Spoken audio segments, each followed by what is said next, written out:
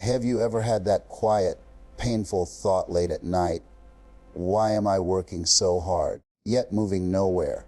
You wake up earlier than everyone else.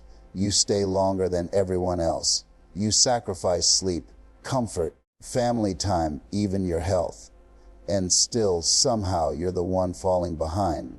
Maybe you've watched someone put in half the effort and get double the reward. Maybe you've poured 12-hour days into your work while someone else works 6 hours and gets promoted over you. Or maybe you're exhausted beyond words, burnout, barely holding yourself together.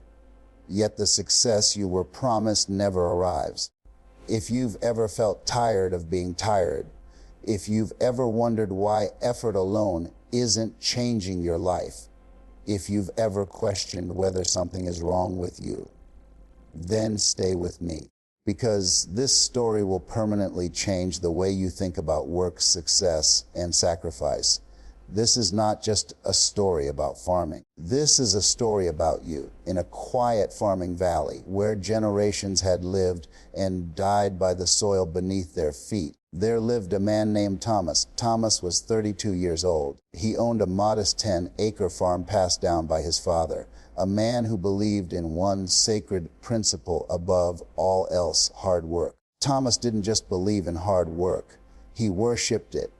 Every morning, long before the sun dared to rise, as Thomas was already awake. 400 a.m., no alarm, no hesitation. While the rest of the valley slept, Thomas was already out in his fields, hands buried in the soil, body already aching before the day even began. He refused modern tools, refused shortcuts, refused efficiency. My father did it this way.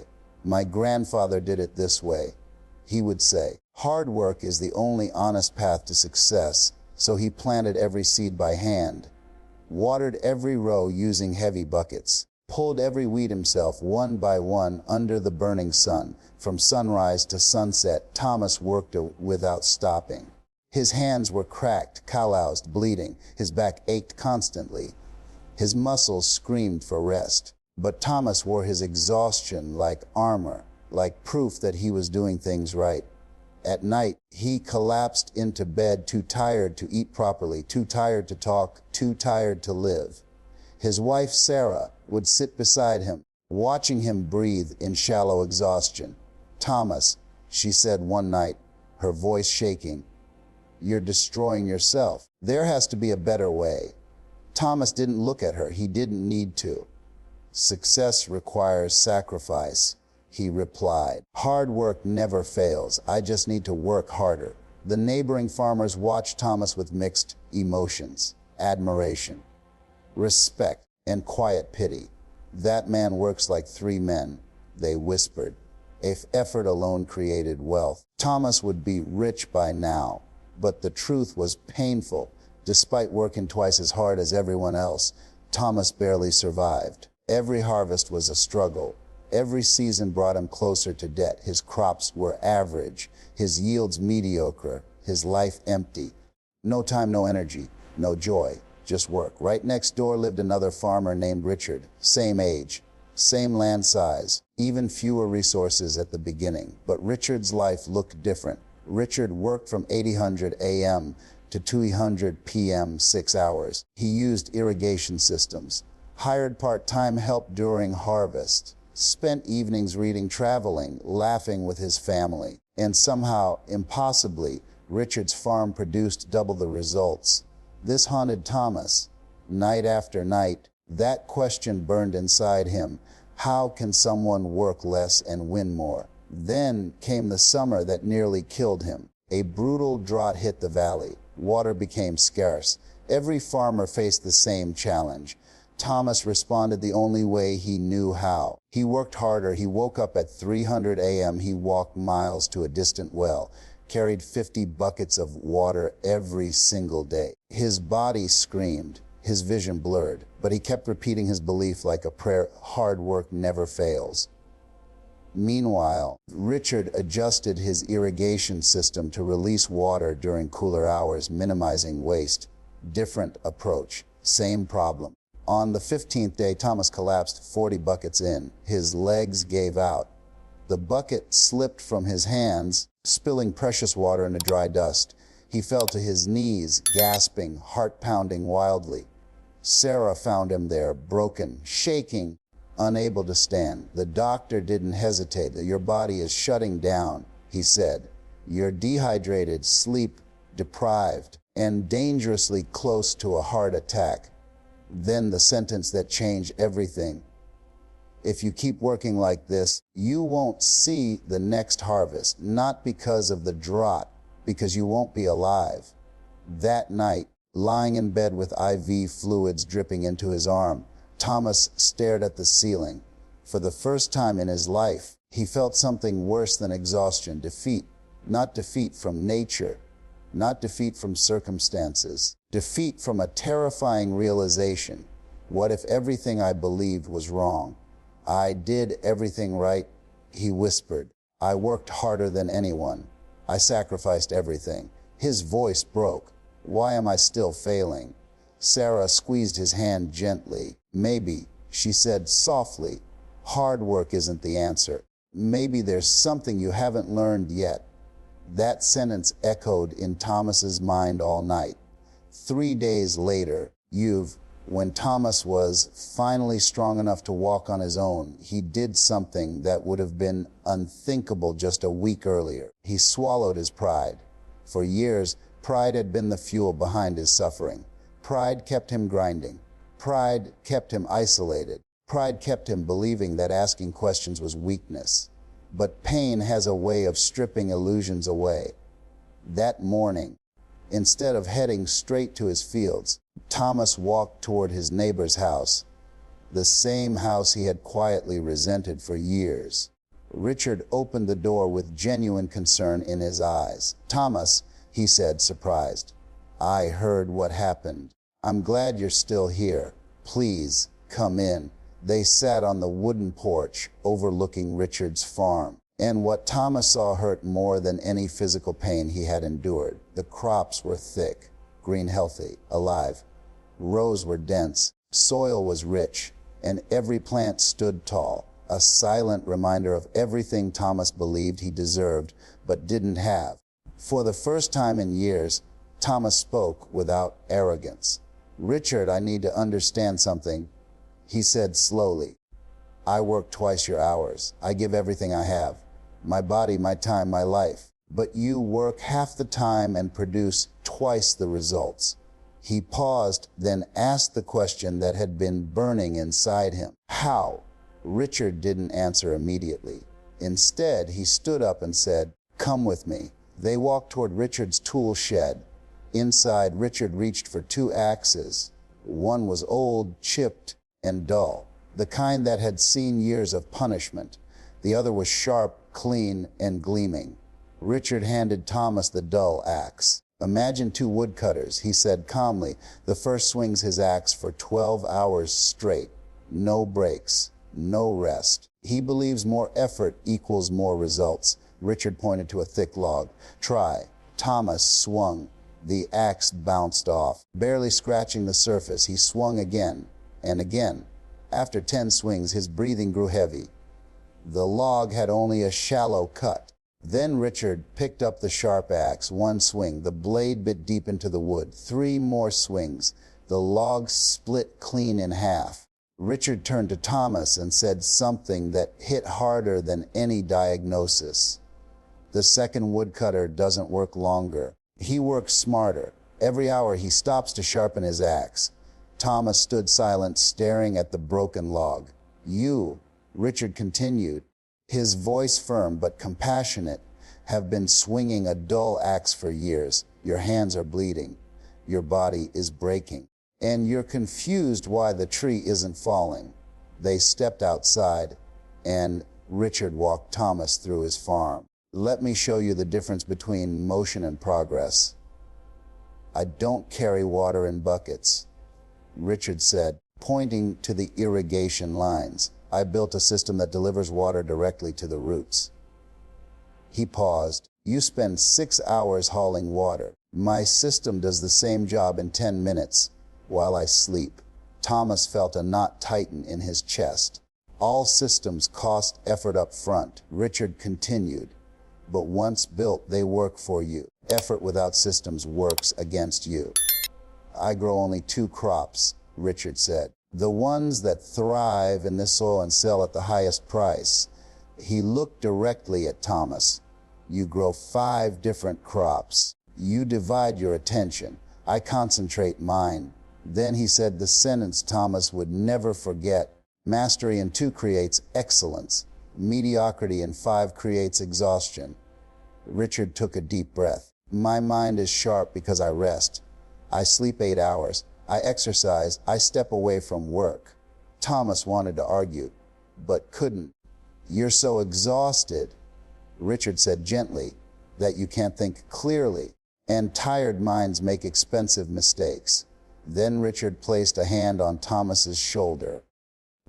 You're not failing because you don't work hard enough. You're failing because hard work is the only tool you know. He looked out at the fields. Hard work is the foundation, but hard work without strategy is just suffering. That evening, Thomas walked home differently, slower, quieter, thinking. For the first time in years, he didn't rush back to work. Instead, he sat down with Sarah and opened a notebook. Teach me how to think, he said, not work harder, think better. And in that moment, something shifted. Not in his farm, not in his finances, but in his identity. For the first time, Thomas understood the truth that changes lives. Success is not built by exhaustion. It's built by alignment. The next morning, Thomas did something that felt completely wrong. He stopped, not because he was lazy, not because he had given up, but because for the first time in his life, he was thinking before moving. Instead of rushing into the fields at sunrise, Thomas sat at the kitchen table with a notebook and a cup of coffee growing cold in his hands. The fields would still be there. The weeds would still be there. But his old way of thinking could not be.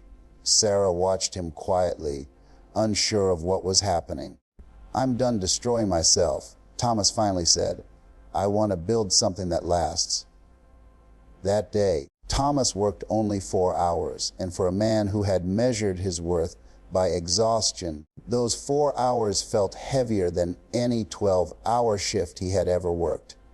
But the difference was this: every hour had a purpose. Instead of carrying water, Thomas spent his time researching irrigation systems.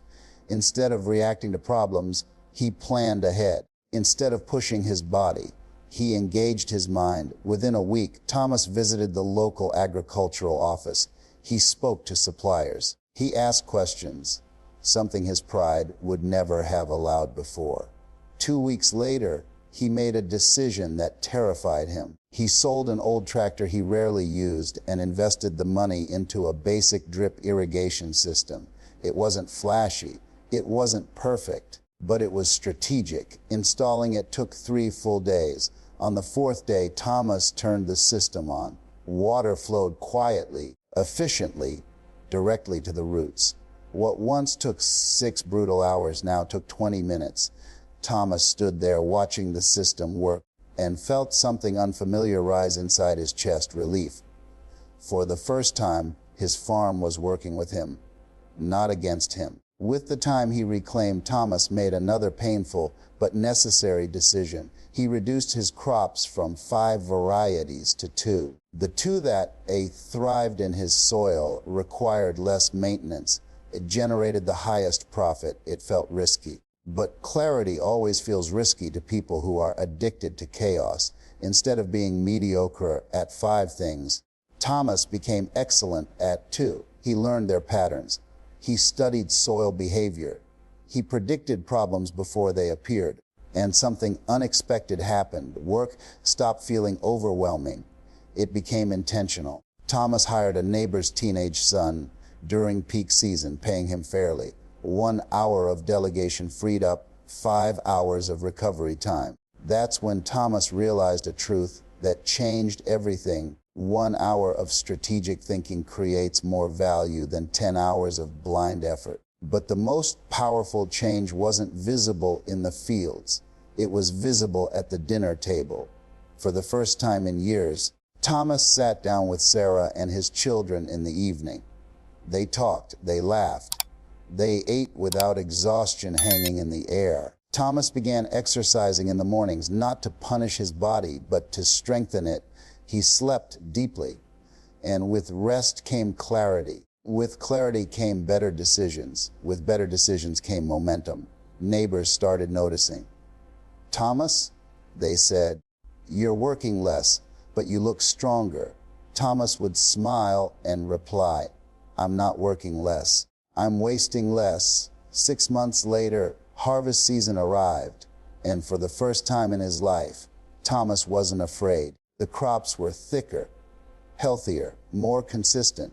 When the numbers were tallied, the truth was undeniable. His farm produced 40% more than his previous best year, not because he worked harder, but because every hour had direction. Thomas now worked 7 hours a day instead of 15, yet those 7 hours produced more than his 15 ever did. One evening, Richard walked through Thomas's fields, nodding slowly. "You learned the lesson," Richard said. "No, you're not just a hard worker. You're a smart one." Thomas shook his hand firmly. "Thank you," he said, "for showing me there's more than one way to build something great." Thomas's transformation wasn't about farming. It was about identity. He stopped confusing suffering with success.